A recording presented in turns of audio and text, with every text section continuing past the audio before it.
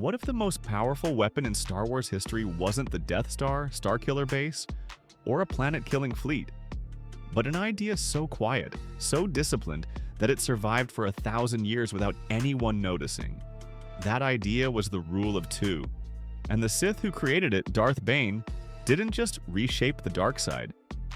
He rewrote the future of the entire galaxy. No armies, no banners, no Sith empires screaming their presence into the stars.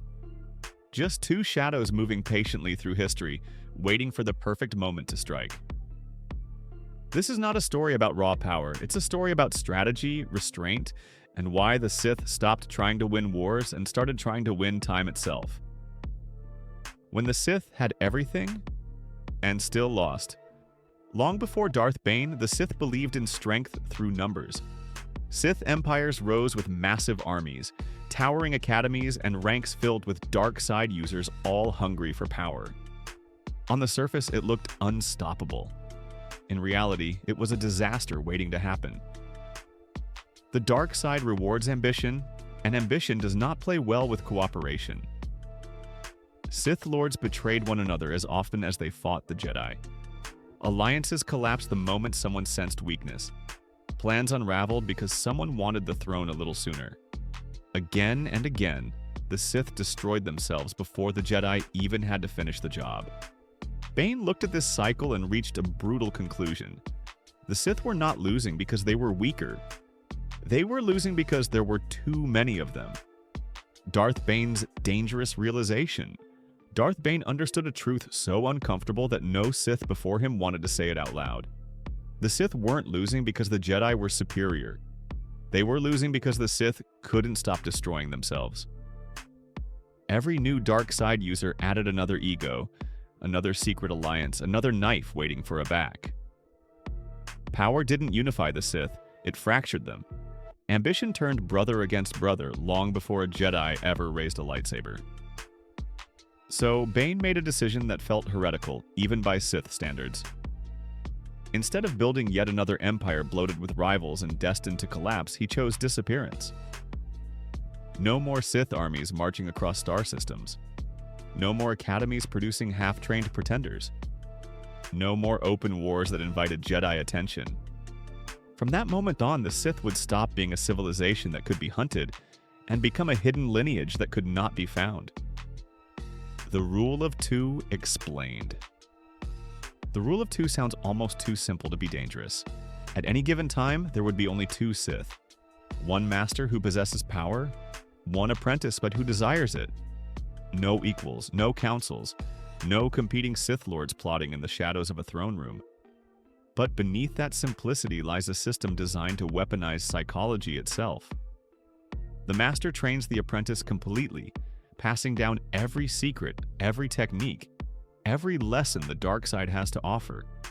Fully aware that the apprentice is meant to overthrow them one day, the apprentice grows under constant pressure, learning patience, deception, and restraint, knowing that a premature strike means failure and death. This system leaves no room for weakness. Sith who hesitate are eliminated. Sith who grow complacent are replaced.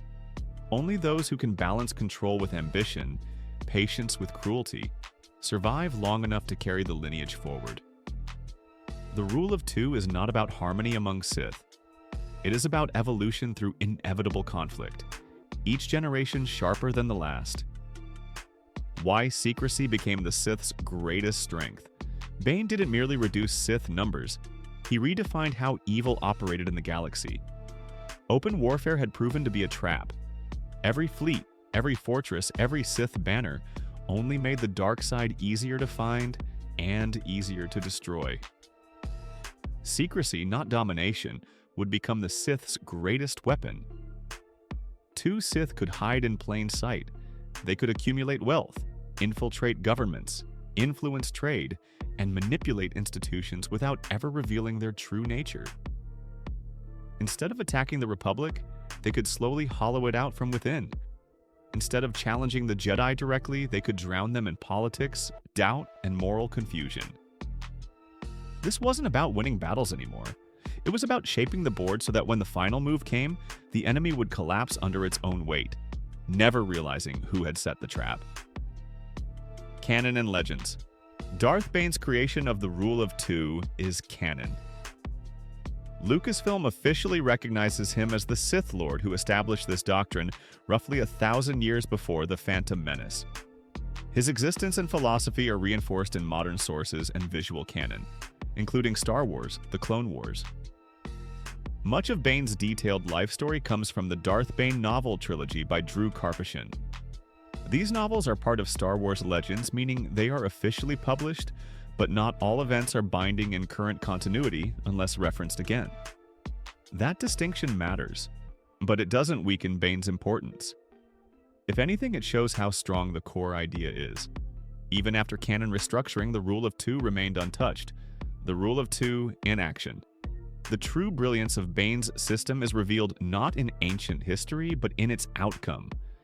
The Sith disappear. The Jedi assume they are extinct.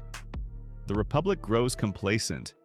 Institutions rot slowly from within. Generation after generation, Sith masters pass their knowledge forward, refining the plan, correcting mistakes, and deepening infiltration. Each apprentice who overthrows a master becomes sharper, more cautious, and more dangerous.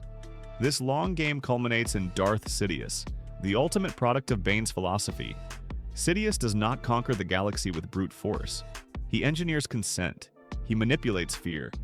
He turns democracy into dictatorship while the galaxy applauds. That is the Rule of Two, fully matured. Why the Jedi never saw it coming.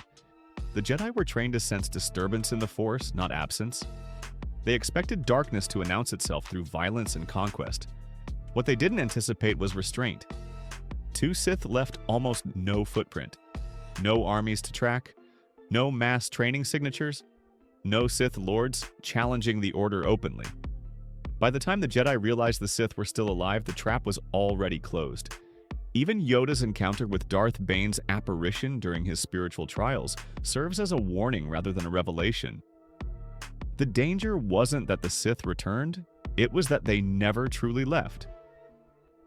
The built-in flaw of the Rule of Two. As elegant as Bane's system is, it carries a fatal contradiction.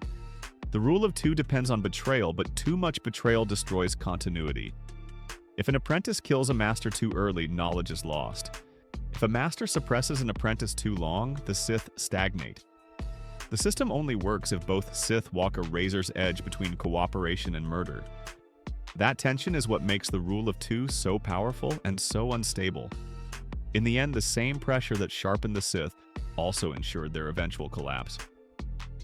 Perfection, sustained long enough, becomes brittle. Why Darth Bane changed Star Wars forever. Darth Bane never ruled the galaxy.